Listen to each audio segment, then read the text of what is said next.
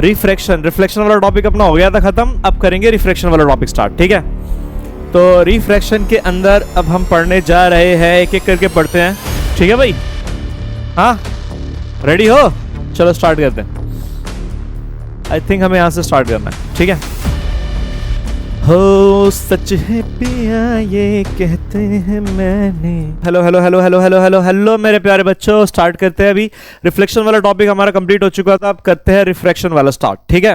तो रिफ्रैक्शन का बेसिकली मतलब क्या होता है समझते हैं इसको, ठीक है। रिफ्रैक्शन का मतलब क्या होता है, जब भी लाइट रे एक मीडियम से दूसरे मीडियम में जाती है तो वो क्या हो जाती है, अपने पाथ से बेंड हो जाती है।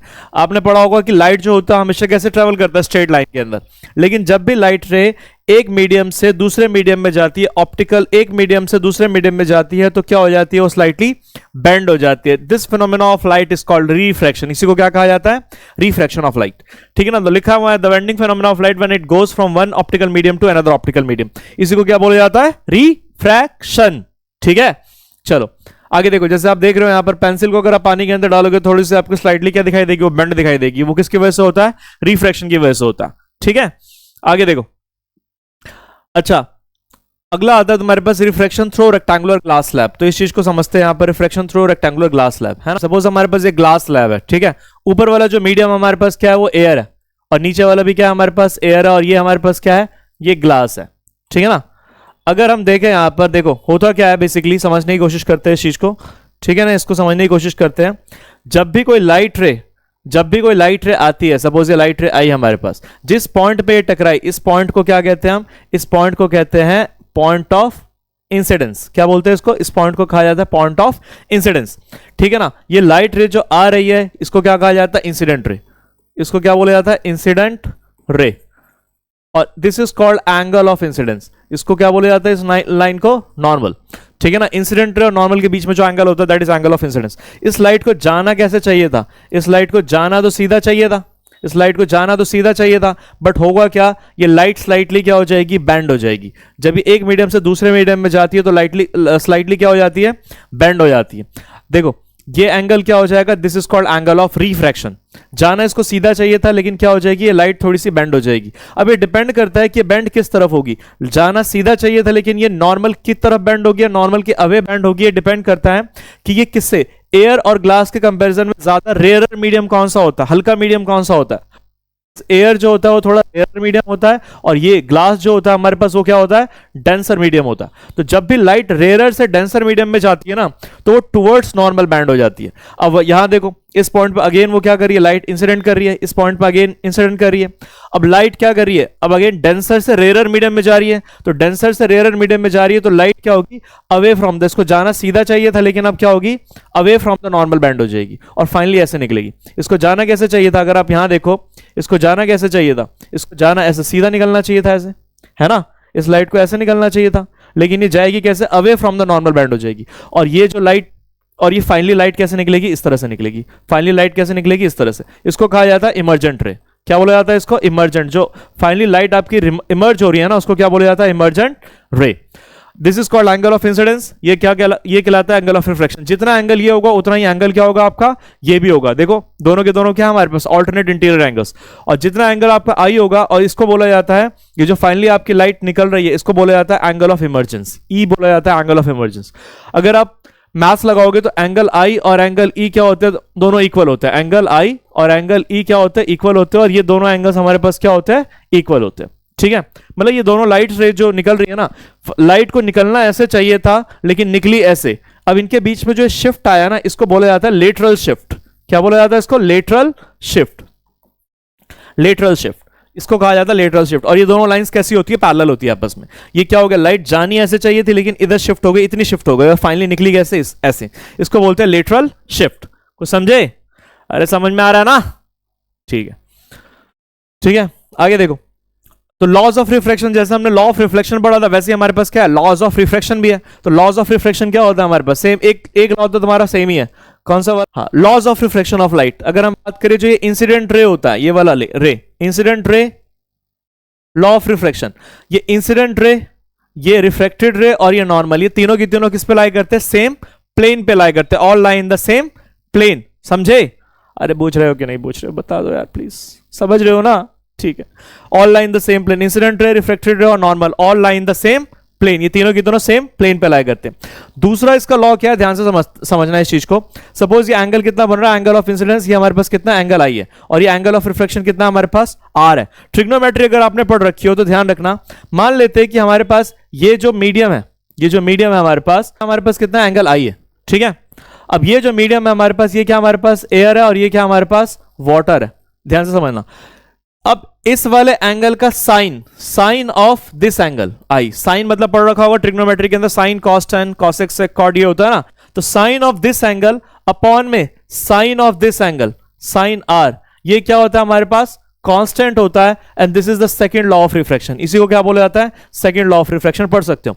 The ratio of the sine of angle of incidence to the sine of angle of reflection is a constant for the light of given colour. लेकिन ये कांस्टेंट होता है किसके लिए, एक गिवन कलर की लाइट के लिए, गिवन कलर के लिए कांस्टेंट होता है, and for the given pair of medium, and for the given pair of medium.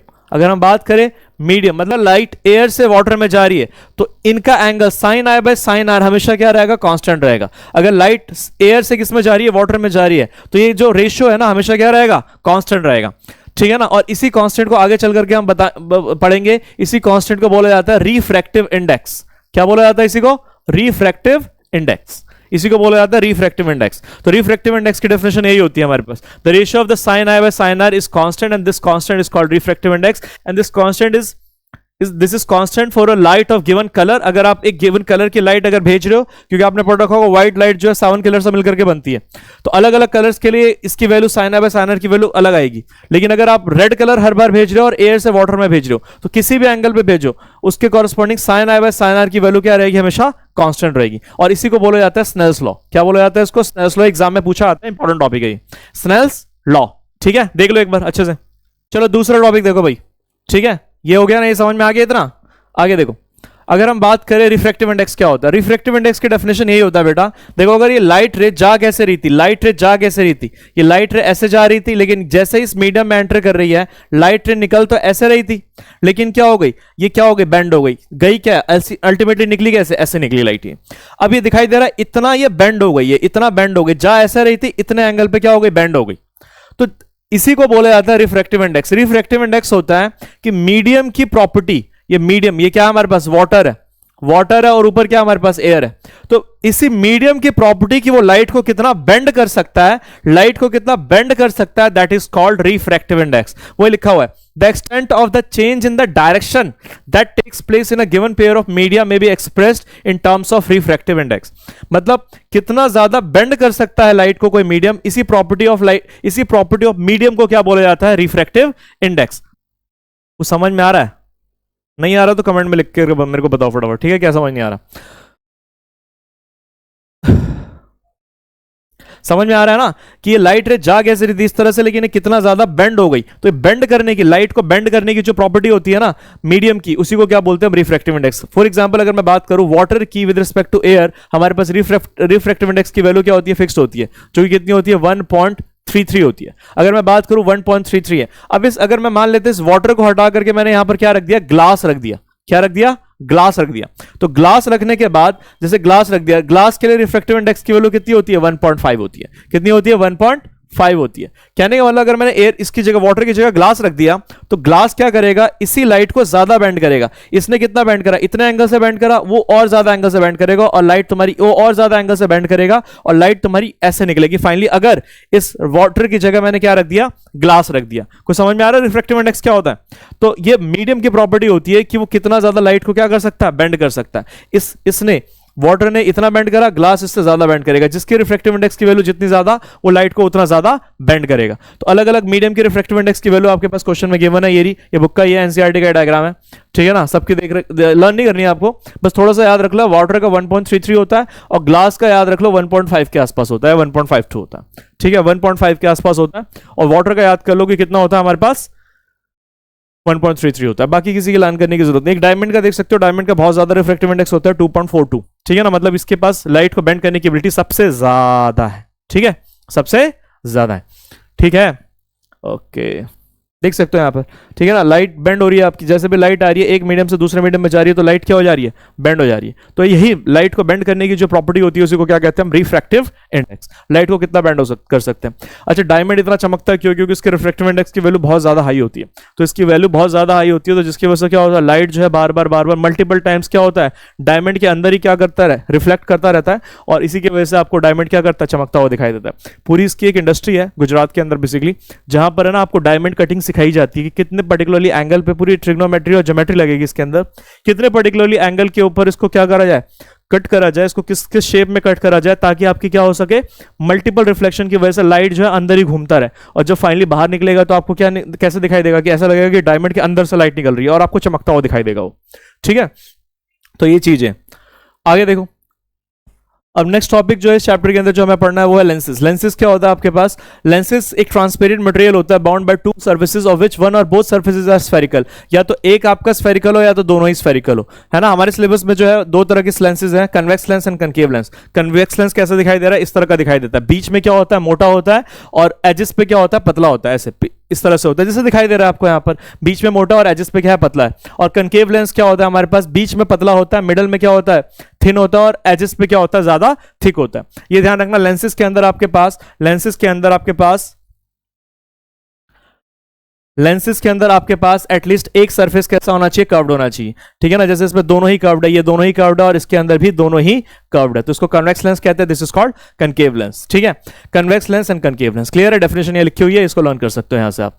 आगे देखो कन्वेक्स लेंस बेसिकली क्या कहलाता है। देखो टाइप्स ऑफ लेंस की अगर हम बात करें तो कॉन्वेक्स लेंस जो है ना उसको कन्वर्जिंग लेंस भी कहते हैं। क्यों कन्वर्जिंग लेंस कहते हैं, क्लियरली दिखाई दे रहा है, जितनी भी लाइट रेज आ रही होती है ना वो क्या करता है, उसको एक पॉइंट पे कन्वर्ज कर देता है, इसलिए इसको क्या बोलते हैं, कन्वर्जिंग लेंस भी कहते हैं। लेकिन इसके केस में अगर देखो लाइट जितनी भी आ रही है उसको क्या कर रहा है, फैला रहा है, डाइवर्ज कर रहा है, इसलिए इसको डाइवर्जिंग लेंस भी कहते हैं। This is called converging lens, उसको क्या कहते हैं, डाइवर्जिंग लेंस भी कहते हैं। क्लियर है, चलो आगे देखो।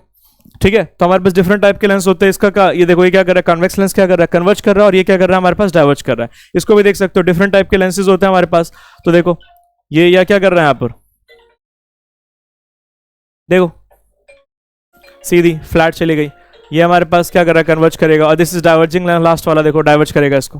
क्लियर है चीज, तो कहने का मतलब यहां पर ये है, हमारी आइस के अंदर जो लेंस होता है ना, जो नेचुरल लेंस हमारी आइस के अंदर होता है वो भी क्या होता है, कॉन्वेक्स लेंस होता है। इस चीज को ध्यान रखना, ये भी क्या करता है, लाइट को एक पॉइंट पर, रेटिना के ऊपर क्या करता है, मिलाता है। तो हमारी आइस के अंदर जो लेंस होता है ना, नेचुरली जो लेंस प्रेजेंट होता है वो भी क्या होता है, कॉन्वेक्स लेंस होता है। ये कॉन्वेक्स लेंस है। इसको अगले चैप्टर में हालांकि हम पढ़ेंगे, कौन से वाले, अगले वाले चैप्टर में, human I and the colourful world वाले चैप्टर के अंदर हम इसको पढ़ने वाले हैं। तो ये क्या करता है, ये भी कॉन्वेक्स लेंस होता है, लाइट को क्या करता है, एक पॉइंट पे कन्वर्ज कर देता है रेटिना के ऊपर, और यहीं पर आपकी इमेज बनती है, जिसकी वजह से हमें दिखाई देता है। अगले चैप्टर के अंदर पढ़ेंगे। ठीक है, जिस तरह से हमने मिरर के अंदर कुछ पढ़े थे, कैरेक्टरिस्टिक्स पढ़े थे, जब भी लाइट रे मिरर के ऊपर पड़ती है तो कुछ प्रॉपर्टी शो करती है। सिमिलरली यहां पर भी जब लाइट रे लेंस के ऊपर पड़ती है तो कुछ प्रॉपर्टी शो करती है। ठीक है, इसमें कुछ चीजें ध्यान रख लो, जैसे कॉन्वेक्स लेंस है, कॉन्वेक्स लेंस का जो सेंटर वाला पार्ट होता है उसको कहते हैं ऑप्टिकल सेंटर। क्या बोलते हैं उसको, ऑप्टिकल सेंटर। और ऑप्टिकल सेंटर से जो लाइन पास हो रही होती है ना एकदम परपेंडिकुलर, उसको क्या कहते हैं, वही सेम प्रिंसिपल एक्सिस बोलते हैं। ठीक है ना, principal axis, principal axis. Clear है चीज, ये चीज है। अब कोई भी लाइट रे, अगर कोई भी लाइट रे किसके parallel to the principal axis आ रही होती है तो दूसरी तरफ किससे पास होती है, वो फोकस है। This is first property. ये क्या हमारे पास पहली प्रॉपर्टी है। दूसरी प्रॉपर्टी देखो, इसी के अंदर देखो, पहली प्रॉपर्टी कनकेव लेंस के अंदर क्या होती है, कोई भी लाइट रे अगर पैरेलल जा रही होगी प्रिंसिपल एक्सिस के तो कैसे चली जाएगी, इस तरह से चली जाएगी, डाइवर्ज हो जाएगी। लेकिन इसको पीछे एक्सटेंड करोगे तो किससे पास होगी, ये फोकस से पास होगी। ठीक है ना, तो ये वर्चुअली फोकस से पास होती है, ये एक्चुअली फोकस से पास होती है, जैसे हमने उसमें करा था। ठीक है ना, वही सेम चीज है। दूसरी प्रॉपर्टी क्या है इसकी, जब भी कोई लाइट रे फोकस से पास होगी तो लेंस से टकराने के बाद कैसी चली जाएगी, पैरेलल चली जाएगी। कैसे चली जाएगी, पैरेलल। सेम इसमें भी देखो, अगर कोई लाइट रे फोकस की तरफ बढ़ रही होगी, ये रहा फोकस इसका, इसकी तरफ बढ़ रही होगी तो यहीं पर लेंस से टकराने के बाद कैसी चली जाएगी, पैरेलल चली जाएगी। तीसरी प्रॉपर्टी क्या है इसकी, तीसरी प्रॉपर्टी ये कि अगर कोई लाइट रे ऑप्टिकल सेंटर से पास होती है तो सीधी पास हो जाती है, विदाउट डेविएशन, विदाउट बेंडिंग, वो सीधी पास हो जाती है। सेम फॉर कनकेव लेंस, अगर कोई लाइट रे किससे पास होती है, ऑप्टिकल सेंटर से पास होती है तो सीधी चली जाती है विदाउट बेंडिंग। क्लियर है चीज, ठीक। आगे देखो बेस्ड ऑन दीज प्रॉपर्टी जो अभी हमने सीखी, जैसे हमने देखा था ना कनकेव मिरर 6 तरह की इमेजेस बनाता था, लास्ट वीडियो में देखा होगा आपने, जो मेरी इससे पहले वाली जो वीडियो थी मिरर के ऊपर, रिफ्लेक्शन वाले टॉपिक के ऊपर। उसी तरह से जिस तरह से मिरर हमारे पास कनकेव मिरर 6 तरह की इमेजेस बनाता है, उसी तरह से कॉन्वेक्स लेंस 6 तरह की इमेजेस बनाता है based on position of object. Object की पोजीशन लेंस से कितनी दूर है उसके बेसिस पे हमारे पास वो 6 तरह की इमेजेस बनाता है। कौन कौन से इमेजेस बनाता है? वही सेम केसेस है जैसे हमने मिरर के अंदर पढ़ा था, वैसे ही सेम केसेस हैं। अगर ऑब्जेक्ट कहां पर होगा आपका? ऑब्जेक्ट इनफाइनाइट पर होगा। कहां पर होगा? ऑब्जेक्ट इनफाइनाइट पर होगा। तो अगर ऑब्जेक्ट इनफाइनाइट पर होगा तो इमेज कहां पर बनेगी आपकी? फोकस पे या फिर फोकस पे बनेगी। कैसे बनेगी? यहां पर फोकस पे बनेगी। अगर आपका ऑब्जेक्ट कहां पर होगा? इनफाइनाइट पर होगा तो इमेज कहां पर बनेगी आपकी? फोकस पे बनेगी। अच्छा एक चीज है यहां पर, पिछले वाले में हम यहां पर इसको सेंटर ऑफ कर्वेचर कहते थे। फोकस के डबल डिस्टेंस पे क्या होता था? Centre of curvature. यहां पर सेंटर ऑफ कर्वेचर को किससे रिप्रेजेंट करेंगे? 2f से रिप्रेजेंट करेंगे। डबल डिस्टेंस पर होता है ना, तो उसको 2f से रिप्रेजेंट करेंगे। अगर ऑब्जेक्ट आपका कहां पर होता है? किससे? 2f से बियॉन्ड होता है, 2f से पीछे, मतलब अगर 2f से पीछे रखा होता है तो इमेज कहां पर बनती है? f और 2f के बीच में बनती है। वही सेम चीज करनी है, एक लाइट रे को पैरेलल भेजना, जो पैरेलल वाली लाइट है वो कहां से पास हो जाएगी? फोकस से, और एक लाइट रे को ऑप्टिकल सेंटर से भेज देना। वो दोनों को आपको मिलाना कहां पर है? दोनों को मिलाना है f और 2f के बीच में मिलाना है। तो जब भी आपका ऑब्जेक्ट कहां पर होगा? बियॉन्ड 2f होगा, तो इमेज कहां पर बनेगी? बिटवीन f एंड 2f बनेगी। और कैसी बनेगी? इन्वर्टेड बनेगी, उल्टी बन रही है, रियल बन रही है, और कैसी दिखाई दे रही है? छोटी दिखाई दे रही है। क्लियर है चीज? तीसरा वाला केस देखो, अगर ऑब्जेक्ट हमारे पास कहां पर होगा? ऑब्जेक्ट अगर हमारे पास 2f के ऊपर ही होगा, अगर 2f के ऊपर होगा तो इमेज भी 2f के दूसरी तरफ 2f पे ही बनेगी। और कैसी बनेगी? उल्टी बनेगी, इन्वर्टेड, रियल और सेम साइज की बनेगी। चौथा केस क्या हमारे पास? अगर ऑब्जेक्ट आपके पास कहां पर होगा? f और 2f के बीच में होगा, तो इमेज क्या बनेगी? 2f के पीछे बनेगी। जैसे जैसे देख रहे हो, ऑब्जेक्ट पास आता जा रहा है, इमेज पीछे जाती जा रही है, तो और ये कैसे बनेगी? बड़ी साइज की बनेगी, मैग्नीफाइड इमेज बनेगी। ठीक है, चौथा केस ये था हमारे पास। पांचवा केस क्या हमारे पास? पांचवा केस ये हमारे पास कि जगह अगर ऑब्जेक्ट आपका कहां पर होता है? फोकस पर होता है। कहां पर होता है? फोकस पर होता है। तो इमेज कहां पर बनेगी? इमेज बनेगी इनफाइनाइट पर। एक लाइट रे को पैरेलल भेजा, जो पैरेलल भेजा वो कहां से चलेगी? फोकस से। और एक ऑप्टिकल सेंटर पे, ये दोनों लाइट पैरेलल्स है, तो ये दोनों लाइट कहीं नहीं मिलेगी। कहां पर मिलेगी? इनफाइनाइट पे मिलेगी। तो जब ऑब्जेक्ट कहां पर होगा आपका? फोकस पर होगा, तो इमेज कहां पर बनेगी? कहां पर बनेगी? इनफाइनाइट पे बनेगी, रियल, इन्वर्टेड और बड़ी इमेज बनेगी। अगला क्या हमारे पास? लास्ट केस है, ये लास्ट केस इंपॉर्टेंट है इसका। अगर ऑब्जेक्ट को आप कहां रखते हो? फोकस और ऑप्टिकल सेंटर के बीच में रखते हो। जैसे ये ऑब्जेक्ट को फोकस और ऑप्टिकल सेंटर के बीच में रखा, तो एक लाइट रे को पैरेलल भेजा ऐसे, इधर ये मिलेंगे नहीं क्योंकि ये डाइवर्ज हो रही है, फैल रही है दोनों की दोनों। ठीक है ना, इधर नहीं मिलेगी, तो इसको पीछे एक्सटेंड करोगे तो ये इमेज कहां पर बनेगी आपकी? यहां पर बनेगी। और इमेज कैसी बनेगी आपकी? वर्चुअल बनेगी, इरेक्ट बनेगी, और बड़ी साइज की इमेज बनेगी एंड लार्ज इमेज बनेगी। ये ध्यान रखना लास्ट वाला केस। इस वाले केस में बस वर्चुअल एंड इरेक्ट बनता है, बाकी सभी केसेस के अंदर रियल एंड इन्वर्टेड बनता है। ठीक है, ये चीज है हमारे पास। इसी चीज को आप ऐसे भी देख सकते हो, मैं यहां पर दिखा देता हूं। देखो, based on position of object हमारे पास इमेज की पोजीशन क्या होती रहती है? शिफ्ट होती रहती है। अगर मैं ऑब्जेक्ट को बहुत दूर रखूं, दिखाई दे रहा है, अगर मैं बहुत दूर रखूं मतलब लगभग इनफाइनाइट पर रखूं, तो जैसे जैसे देखो, अगर मैं ऑब्जेक्ट को पीछे लेकर के जा रहा हूं, इमेज मेरी फोकस की तरफ शिफ्ट हो रही है कि नहीं हो रही? अगर मैं बहुत दूर रखूंगा तो इमेज कहां पर बनेगी? बिल्कुल फोकस पे बनेगी। ठीक है ना, ये पहला केस था। अब जैसे जैसे मैं ऑब्जेक्ट को पास लेकर के आऊंगा, देखो ये f है, तो f के डबल डिस्टेंस पर 2f होता है। अब मैंने बियॉन्ड 2f रखा, 2f के पीछे रखा। अगर ऑब्जेक्ट को 2f के पीछे रखूंगा तो इमेज कहां बनेगी? f और 2f के बीच में बनेगी। ये दूसरा केस है। तीसरा केस क्या हमारे पास? अगर मैं ऑब्जेक्ट को कहां रखूं? 2f पे रखूं, 2f पे ही रखूं, तो इमेज भी कहां बनेगी? 2f पे ही बनेगी। और कैसी बनेगी? सेम साइज की इमेज बनेगी। अब अगला केस है f और 2f के। यहां पर 2f मेंशन नहीं है, बस फोकस मेंशन है। सेकंड पॉइंट यहां पर मेंशन नहीं है, ठीक है ना, इसलिए यहां पर दिखा नहीं रहा। तो ये फोकस यहां पर 2f होगा, f और 2f के बीच में रखूं तो इमेज आपकी कहां पर बनेगी? f और 2f के बीच में रखूं तो इमेज आपकी बियॉन्ड 2f बनेगी और बड़ी बनेगी। दिखाई दे रहा है ना, बड़ी इमेज है यहां पर। अगर ऑब्जेक्ट को कहां रखूं? पांचवा केस हमारे पास क्या है? अगर ऑब्जेक्ट को फोकस पे रखूं तो इमेज कहां पर बनेगी? इनफाइनाइट पर बनेगी, बहुत दूर जाकर के बनेगी। और लास्ट केस क्या? अगर फोकस और ऑप्टिकल सेंटर के बीच में रखूं तो इमेज कहां पर बनेगी हमारी? अगर फोकस और ऑप्टिकल सेंटर के बीच में रखूं तो image same side of the lens बनेगी, वर्चुअल, इरेक्ट और सेम, मतलब लार्ज इमेज बनेगी। Virtual, erect and large image बनेगी। समझ में आ रहा है कुछ? ठीक है। उफ, थका देते हो यार। ठीक है, तो समझ में आ रहा है। देखो, इस चैप्टर को मैं बार बार बोल रहा हूँ कि इस चैप्टर को जहाँ जैसे मैं वीडियो करा रहा हूँ ना, इसी वीडियो को बार बार देख लेना, आपको कोई भी दिक्कत नहीं होगी, मेरी गारंटी है। ठीक है, अगर कोई दिक्कत हो रही है समझने में कि सर फास्ट जा रहे हो या कुछ जा रहे हो, तो एक तो रिपीट करके देख सकते हो वीडियो को बार बार। ठीक है ना, और दूसरी चीज़, अगर आपको लगता है कि और डिटेल में समझाओ सर, थोड़ी लॉन्ग वीडियोज़ बनाओ, तो आप कमेंट में लिख सकते हो कि थोड़ा और डिटेल में समझाओ, क्वेश्चन वगैरह ज़्यादा अगर आपको करने हैं तो वो चीज़ आप कमेंट में लिख सकते हो। मैं उस चीज़ को कंसिडर करूँगा एंड देन उस हिसाब से हम क्लासेस लेंगे यहाँ पर। ठीक है, ओके, क्लियर है यहाँ पर? तो ये 6 केसेस हमारे पास हो गए। तो convex lenses based on position of object हमारे पास 6 तरह की इमेजेस बनाता है। जैसे जैसे मैं ऑब्जेक्ट को पास लेकर के जा रहा हूँ, इमेज पीछे की तरफ जाती जा रही है और बड़ी होती जा रही है। जैसे ही फोकस और ऑप्टिकल सेंटर के बीच में रखूंगा तो इमेज क्या हो जाएगी हमारे पास, इमेज कैसी बनेगी हमारे पास, image virtual erect and large size की इमेज बनेगी। ये 6 के 6 केसेस आपको अच्छे से याद होने चाहिए, क्योंकि एग्जाम्स में क्वेश्चंस या रे डायग्राम इसके बनाने के लिए आते हैं, पूछे जाते हैं, ठीक है ना। तो ये 6 रे डायग्राम्स आपके हो गए किसके, लेंसेज के।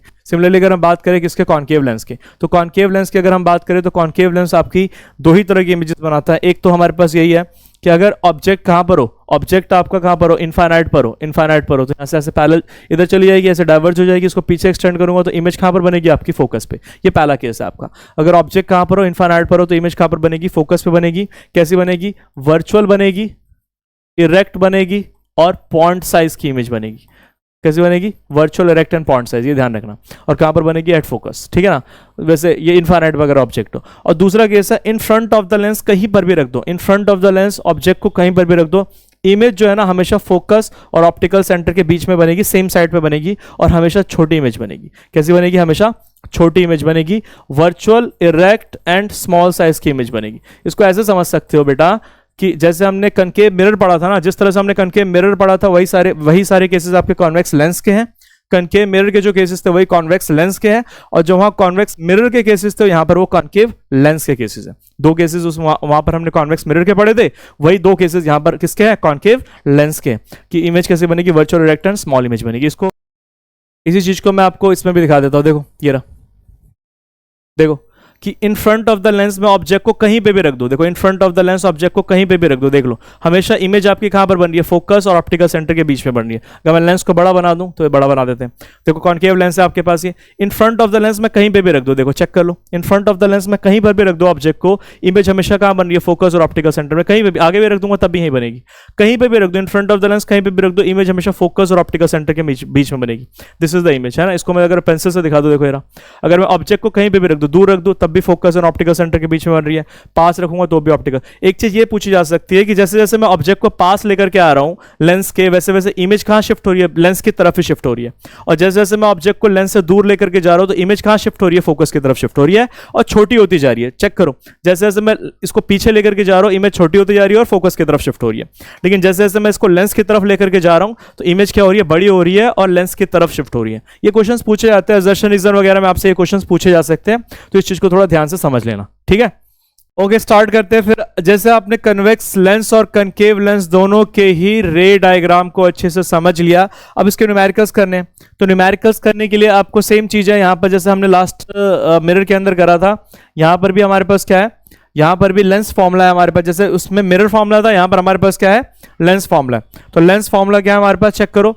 तो लेंस फॉर्मूला जो है हमारे पास, देखो मिरर फॉर्मूला में यहां पर प्लस आता था, लेंस फॉर्मूला में यहां पर माइनस आता है। तो 1/v माइनस का 1/u is equal to 1/f। v वही सेम चीज होती है, v जो होता है इमेज डिस्टेंस होता है, u ऑब्जेक्ट डिस्टेंस होता है और f फोकल लेंथ होता है, ठीक है ना। तो v image distance, u object distance और f क्या होता है, फोकल लेंथ, ठीक है ना। ये लेंस है हमारे पास, लेंस से कितने डिस्टेंस पे आपने ऑब्जेक्ट रखा है, that is called object distance. Optical centre से कितने डिस्टेंस पर आपने ऑब्जेक्ट रखा है, that is object distance. Optical centre से कितने डिस्टेंस पर आपकी इमेज बन रही है, that is image distance, v से रिप्रेजेंट करते हैं। और फोकस कितने डिस्टेंस पर आपका ये रहा फोकस, कितने डिस्टेंस पर, that is called focal length. Formula क्या होता है, मिरर फॉर्मूला के अंदर आपके यहाँ पर प्लस आ रहा होता है, यहाँ पर इस वाले में माइनस आ रहा होता है, बस इतना सा डिफरेंस है। एक और भी फॉर्मूला होता है मैग्निफिकेशन। मैग्निफिकेशन हमने पढ़ रखा था, मैग्निफिकेशन होता है हाइट ऑफ इमेज अपॉन में हाइट ऑफ ऑब्जेक्ट, मतलब ऑब्जेक्ट के कंपैरिजन में हाइट इमेज आपकी कितनी बड़ी है या छोटी है, ठीक है ना, उसी को क्या कहते हैं, मैग्निफिकेशन। तो मैग्निफिकेशन का फॉर्मूला होता है हाइट ऑफ इमेज अपॉन में हाइट ऑफ ऑब्जेक्ट, और which is equal to v upon u। Mirror formula के अंदर आपके पास यहां पर माइनस साइन आता था, लेकिन लेंस फॉर्मूला के अंदर यहां पर माइनस साइन नहीं आता। फॉर्मूला क्या होता है, डायरेक्टली v अपॉन u। याद रख लेना, डिफरेंस यही है थोड़ा सा, ठीक है। आगे देखो, अब साइन कन्वेंशन की बात करते हो तो साइन कन्वेंशन इसका भी वैसा ही है जैसे आपने किसके अंदर पढ़ा था, जैसे आपने पढ़ा था मिरर के अंदर, वैसा ही है सेम साइन कन्वेंशन। जो भी डिस्टेंस लेंस से लेफ्ट साइड में होगी, जो भी डिस्टेंस आपकी लेंस से क्या होगी, लेफ्ट साइड में होगी, उसको क्या लिया जाएगा, नेगेटिव लिया जाएगा। लिखा है ना यहाँ पर, नेगेटिव लिया जाएगा। जो भी चीज आगे मतलब पीछे की तरफ होगी, लेंस की राइट साइड में होगी, उसको क्या लिया जाएगा, पॉजिटिव लिया जाएगा। प्रिंसिपल एक्सिस के ऊपर वाली जो हाइट है उसको कैसे मेजर करेंगे, पॉजिटिव। और प्रिंसिपल एक्सिस के नीचे वाली कोई भी हाइट होगी तो उसको क्या, लेंथ होगी, उसको क्या मेजर करेंगे, नेगेटिव। यही साइन कन्वेंशन हमारे पास। लेंस है हमारे पास, लेंस के इधर अगर लोगे तो नेगेटिव, इधर लोगे तो पॉजिटिव। ऊपर की तरफ अगर कोई हाइट मेजर करोगे तो पॉजिटिव और नीचे की तरफ करोगे तो नेगेटिव। हमें पता है कि ऑब्जेक्ट हमेशा हम कहां प्लेस करते हैं, लेफ्ट साइड ही प्लेस करते हैं, तो यू की वैल्यू हमेशा क्या होती है, नेगेटिव होती है ना। और अगर हमें पता है कि ऑब्जेक्ट को हम रखते भी कहां पर है, प्रिंसिपल एक्सिस के ऊपर रखते हैं, इसलिए हाइट ऑफ ऑब्जेक्ट हमेशा क्या होगी, पॉजिटिव होगी। ये ध्यान रखना, बस सिंपल सी चीज है, ठीक है, ठीक है।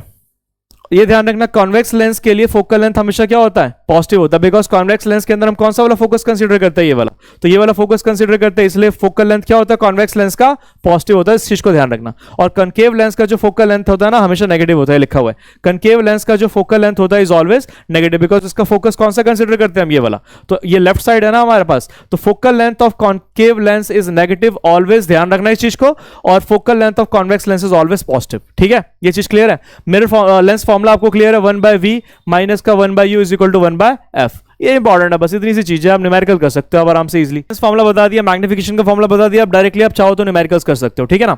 एक ही न्यूमेरिकल देखो, एनसीईआरटी का न्यूमेरिकल है, a concave lens has a focal length of 15 centimetre. जब भी आप न्यूमेरिकल करोगे ना, तो सबसे पहले तो आप ये चेक करोगे कि ये लेंस है या मिरर है, सबसे पहले ये चेक करोगे कि मिरर है या फिर लेंस है, क्योंकि सेपरेट टॉपिक थोड़ी आएगा, आपका मिरर लेंस साथ में ही है ना, तो मिरर है कि लेंस है, तो आपने चेक कर लिया कि यहां पर ये क्या है, ये हमारे पास क्या है, एक लेंस है। अब लेंस में चेक करोगे, लेंस में ये चेक करोगे कि लेंस भी कौन सा तरह का लेंस है, ये कनकेव लेंस है या फिर कॉन्वेक्स लेंस है, तो कॉन्केव लेंस है। और कॉन्केव लेंस का फोकल लेंथ क्या होता है, नेगेटिव, ये ध्यान रखना। फोकल लेंथ कितना है इसका, 15 सेंटीमीटर, तो यहां पर गिवन में लिखोगे, यहां पर गिवन में लिखोगे सबसे पहले क्या, कि फोकल लेंथ इसका कितना है भाई, माइनस का 15, माइनस क्यों लिया, क्योंकि कॉन्केव लेंस है, कॉन्केव लेंस का फोकल लेंथ क्या होता है, नेगेटिव होता है, ठीक है ना। आपसे पूछ रहा है at what distance should the object from the lens be placed, you पूछ रहा है आपसे ऑब्जेक्ट को कहां प्लेस करा जाए, तो यू पूछ रहा है आपसे so that it forms an image at 10 centimetre from the lens, ताकि इमेज कहां पर बने आपके पास, 10 सेंटीमीटर पे बने।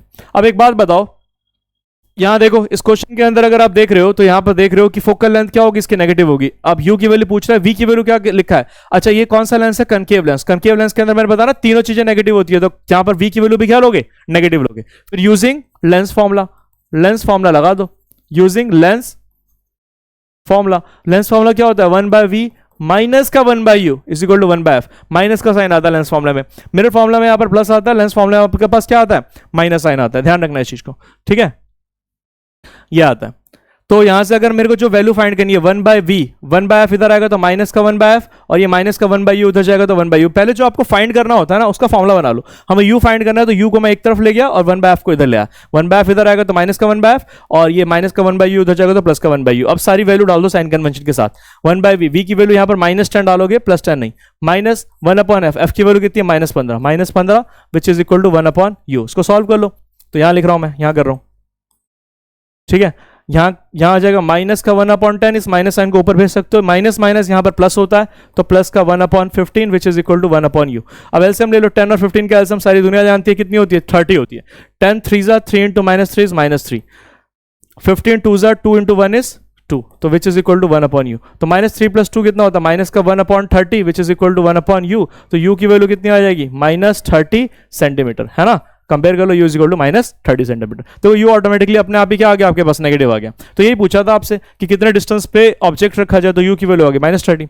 अब आपसे पूछ रहा है magnification produced by the lens, तो मैग्निफिकेशन का फॉर्मूला भी सारी दुनिया जानती है, क्या होती है, एक v/u, v की वैल्यू कितनी है आपके पास, v की वैल्यू है -10 और u की वैल्यू कितनी है, -30, साइन कन्वेंशन के साथ डालना होता है, तो आंसर क्या आ जाएगा, 1/3, कट गया ना, माइनस से माइनस कैंसिल हो गया और प्लस से 0 से 0 कैंसिल हो गया, 1/3। जो मैंने सेम मिरर के अंदर जो मैंने आपको साइन कन्वेंशन बताया था कि अगर इसकी वैल्यू लेस देन 1 है तो इमेज कैसी, यहां लिख रहा हूं, इमेज कैसी बन रही है, इमेज बन रही है स्मॉलर, इमेज इज स्मॉलर, ठीक है ना। और अगर इसकी वैल्यू प्लस में आ रही है, प्लस आ रही है ना 1/3, तो आंसर क्या आएगा, इमेज इज स्मॉलर, और प्लस का मतलब होता है वर्चुअल एंड इरेक्ट। और अगर आपकी वैल्यू कैसी आ रही है, नेगेटिव आ रही है, तो नेगेटिव का मतलब होता है रियल एंड इन्वर्टेड, और अगर ग्रेटर देन 1 आ रही है तो बड़ी साइज की इमेज है, लेस देन 1 आ रही है तो छोटी साइज की इमेज है, और इक्वल टू 1 आ रही है तो सेम साइज की इमेज है, ये मतलब है इसका। तो ये न्यूमेरिकल बस इतना ऐसे ही करना होता है इसको, पता नहीं इस न्यूमेरिकल्स में बच्चों को इतनी दिक्कत क्यों होती है, बस फॉर्मूला लगाना है, साइन कन्वेंशन पता होना चाहिए, बस साइन कन्वेंशन के साथ सारी वैल्यू पुट कर दो, आंसर आ जाएगा सीधा, कोई दिक्कत नहीं है इसके अंदर। कोई दिक्कत है तो मुझे बताना कमेंट में।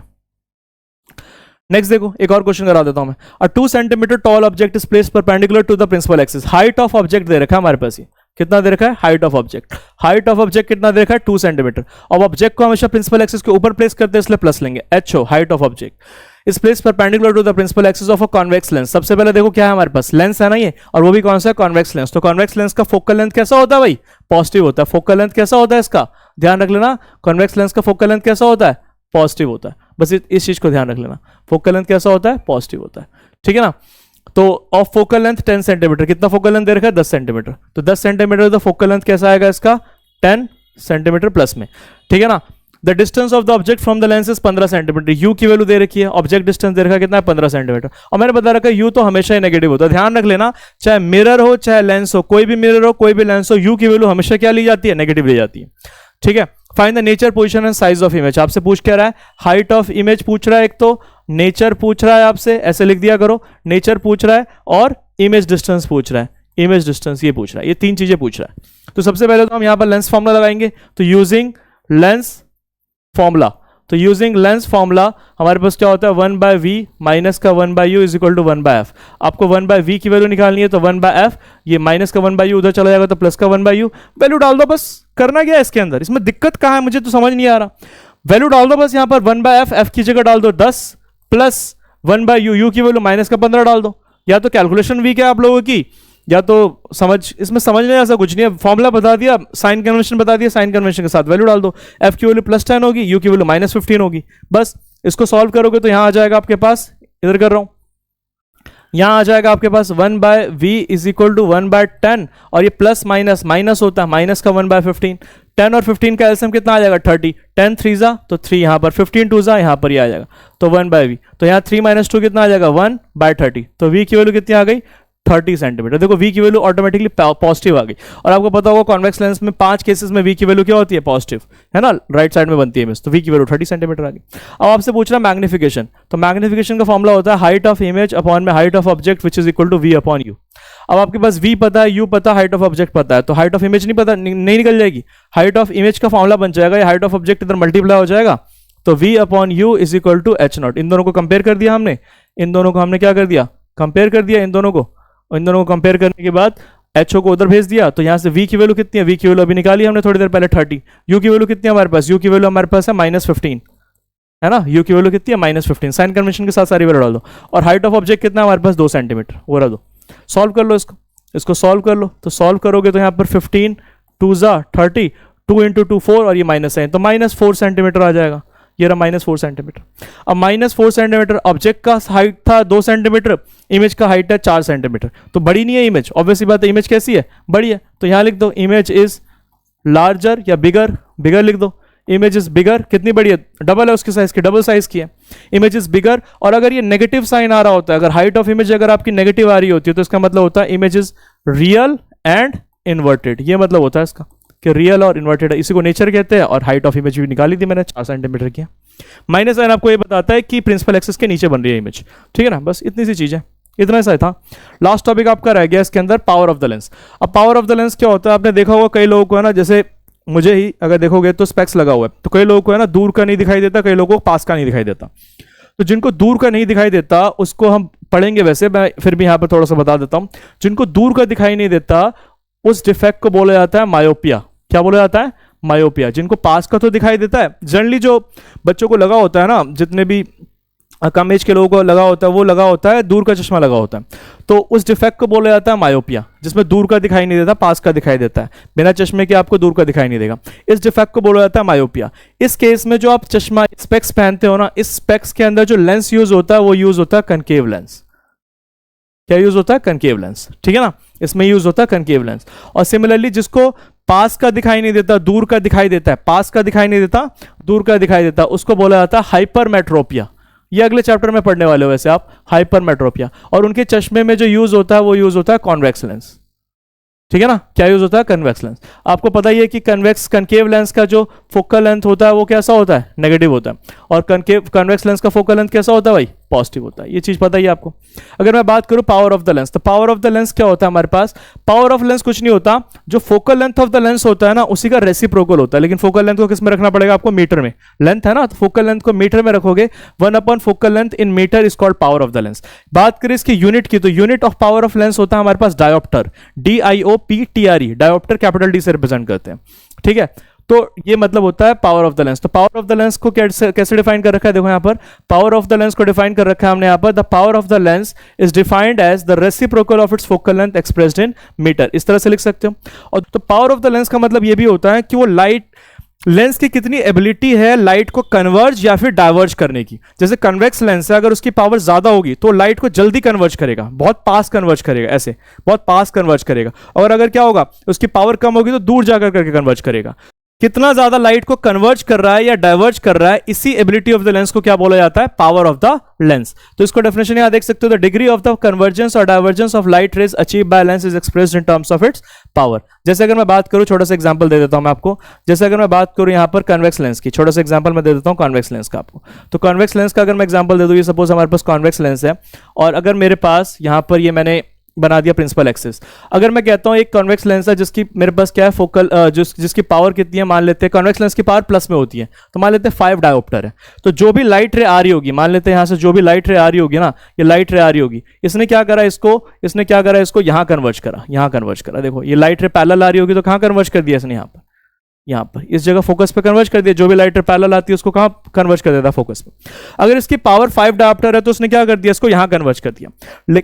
लेकिन अगर इसी की पावर प्लस 10 डायोप्टर होती तो ये लाइट को क्या कर देता, पहले ही कन्वर्ज कर देता, इसकी जगह ये यही कन्वर्ज कर देता, इसी जगह कन्वर्ज कर देता। मतलब अगर पावर ज्यादा होगी तो उसकी कन्वर्जिंग एबिलिटी ज्यादा होगी। अगर किसी लेंस की पावर ज्यादा है मतलब उसकी कन्वर्जिंग एबिलिटी ज्यादा है। देखो प्लस 5 डायोप्टर कम था तो उसने दूर जाकर के कन्वर्ज किया, अगर इसकी पावर ज्यादा होगी तो वो क्या करेगा, पास में कन्वर्ज कर देगा। ये मतलब होता है पावर ऑफ द लेंस का। सेम फॉर डाइवर्जिंग लेंस, कि कितना ज्यादा वो डाइवर्ज कर रहा है। अगर पावर कम होगी तो कम डाइवर्ज करेगा और पावर ज्यादा होगी तो ज्यादा डाइवर्ज करेगा। ये मतलब होता है यहां पर, ठीक है। तो यहां पर आपका चैप्टर जो है खत्म हो गया, ठीक है। एक डेफिनेशन आती है आपको, define one dioptre of power of a lens. Power of a lens, one dioptre को डिफाइन करो तो power of a lens is said to be 1 dioptre. पावर का फॉर्मूला होता है 1 अपॉन फोकल लेंथ। अगर फोकल लेंथ को 1 मीटर ले लेंगे तो पावर कितनी आ जाएगी, 1 डायोप्टर। तो इसी चीज को वर्ड्स में लिख दो कि power of a lens is said to be 1 dioptre if the focal length of the lens is 1 metre. अगर फोकल लेंथ 1 मीटर होगा तो पावर कितनी आएगी, 1 डायोप्टर। बस खत्म। तो यहां पर इसी तरह से हम इसको डिफाइन करते हैं, ठीक है।